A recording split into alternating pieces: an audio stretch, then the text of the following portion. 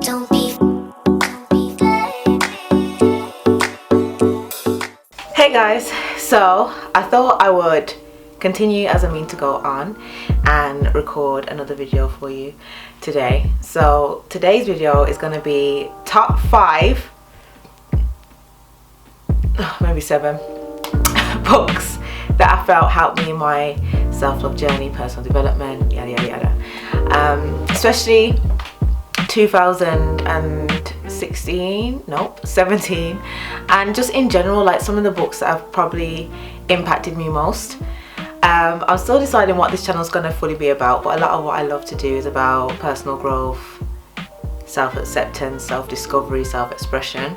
So it's going to be under those kind of lines, but I love fashion, makeup and stuff, so I just want to have a bit of fun as well, not every day serious. So first book is Sister of the Yam by Bell Hooks.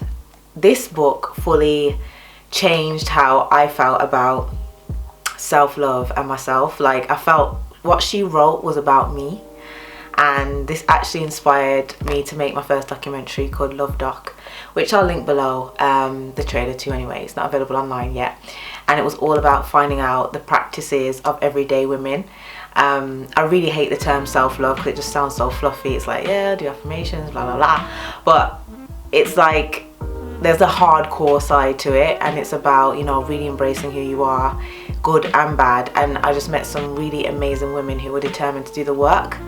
So Sister of the Yam, I mean, it's just amazing. She talks about everything, like from how you're being raised to how, you know, society shows that our worth is through beauty.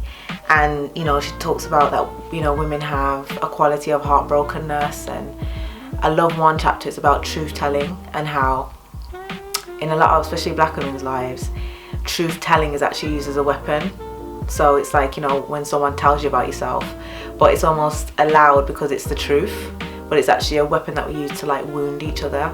So she just went in, and, you know, I love Bell Hooks because of this book. So if anyone wants to just begin their self-love journey or just want some resources to read, this book, number one.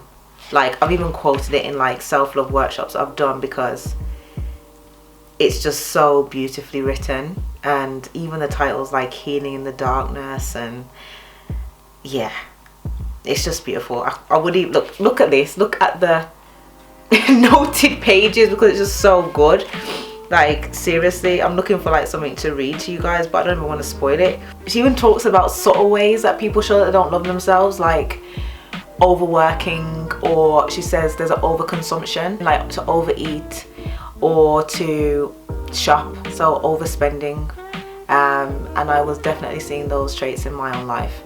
So yeah, number one, Bell Hooks, Sister of the Yam. Sorry, some big bird has just come onto that window and it scared me. Second has to be anything by Iyanla Vanzant.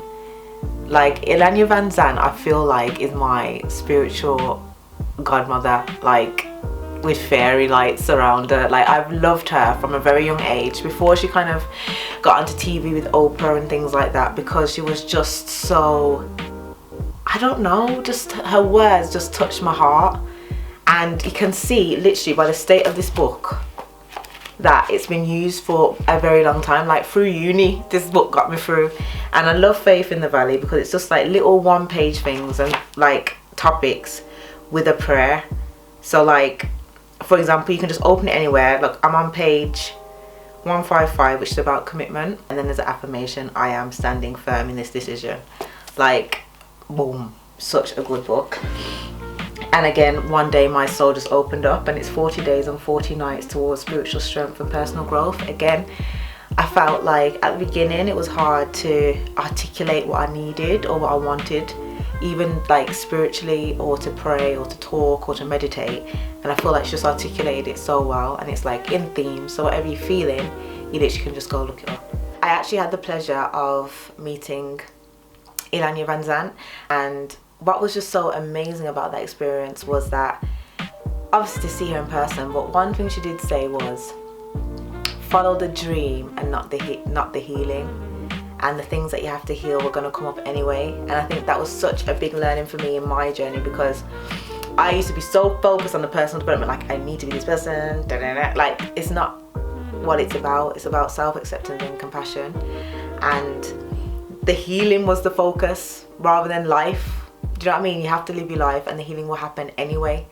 And I think that was just so powerful what she said about follow the dream and the healing will come up anyway. Live your life, go for your dreams first, and you will heal anyway. This is what life's about, and it will throw you challenges, and it's just for you to embrace those and learn from them. It's not this separate thing that you have to do in isolation, or have to get done before you can start building other areas of your life. And there was definitely a time when I thought that you know, I had to sort this all out, and definitely you have to get to a good place with yourself and love, but it doesn't need to be a preoccupation. You can still have your life as well. You know, you don't have to go and live in the Himalayan mountains for 10 years. So I mean, you could if you wanted to, but you don't have to. So I thought that was just something really powerful that she said that I remembered and wanted to share with you guys. By Paulo Coelho, is that how you say his name? Coelho? Yeah.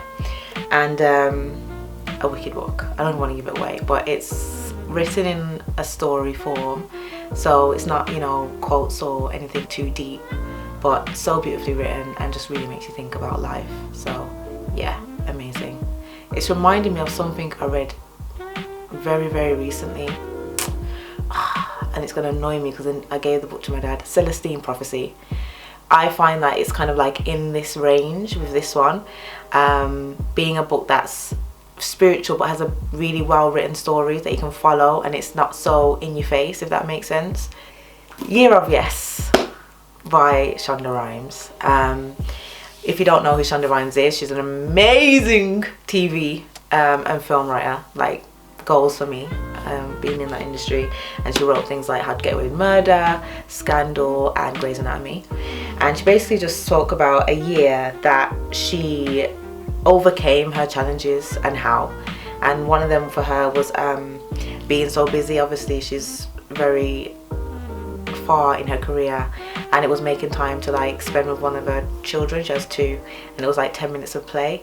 And then it was about facing fears, because she had a fear of speaking in public, even though she had got all this like media press and coverage due to the amazing work that she had done. And she just speaks about boundaries and not letting people talk to her anyhow and mistreat her, and how her excuse for allowing people to cross her boundary was that she was busy or tired, but in reality she was just afraid to assert her boundaries. So it's just wicked, and I love the strap line, how to dance it out, stand in the sun and be your own person. So again, wicked read, and it's even got like pictures of like her doing her thing, and you know, her on the panel with like Kerry Washington, and why has her name gone up, Viola Davis.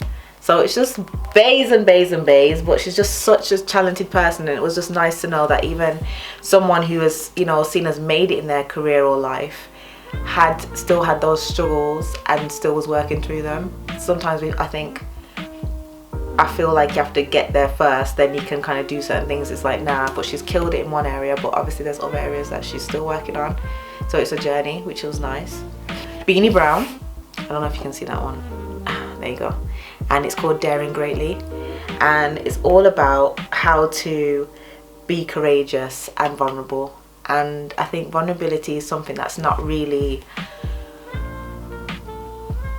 what's the word, valued in society. Like, it's hard to be vulnerable, it's seen as weak or frail, or you're not strong, but it's actually the complete opposite. And when you are vulnerable, people can relate to you, and you can actually be your true self. You're not hiding your emotions because you feel scared to be judged. So it was amazing, Daring Greatly, really enjoyed it. And she'd done some like research, PhD on vulnerability, like that was her whole thesis. And it was so good that she went on a TED talk and then was on Oprah, and then I saw her on Oprah and then bought a book, and the book was amazing. So shout out to Oprah for that. So another book I wanted to share with you was Sacred Women and Heal Thyself by Queen Afua. Now, they are very spiritually guided books. for example, this one's a guide to healing and feminine body, mind and spirit. Queen Afua is been like a long time spiritual wellness specialist, and she does a lot around practice. So she'll have like a healing dance, or she'll talk about crystals, a lot about diet, why it wouldn't be good to eat meat, why it's good to have green juices, how to do like vagina steams and enemas. Like, she just goes in, and I think what I love about Queen Afua is, like, I feel she kind of fills a gap as to what we might have lost in terms of like our traditions, and our traditions of our like grandmothers and like foremothers before us, who knew these things and did them naturally. Like, I'm from a Caribbean background, so back in Jamaica, and they would have known herbs and different things to mix up and to use to purify and detox themselves. And I think definitely Sacred Women is amazing about looking into that stuff, like feminine hygiene, from a very traditional cultural perspective. So if you are kind of looking for anything about ritual practice, I mean, it tells you things like how to make an altar, if you want to make an altar that you want to pray at, how to mix up things to do a vagina steam, different herbs, you know, fruits, things to do when you're on your period, things to do when you're not. Like, it was just really nice to read something that was so instructive, and it's just like a recipe book of different things that you can try if you want to start building some deeper stuff into yourself for practice. So definitely had to mention Queen Afua and, you know, the amazing work that she's done to put these together.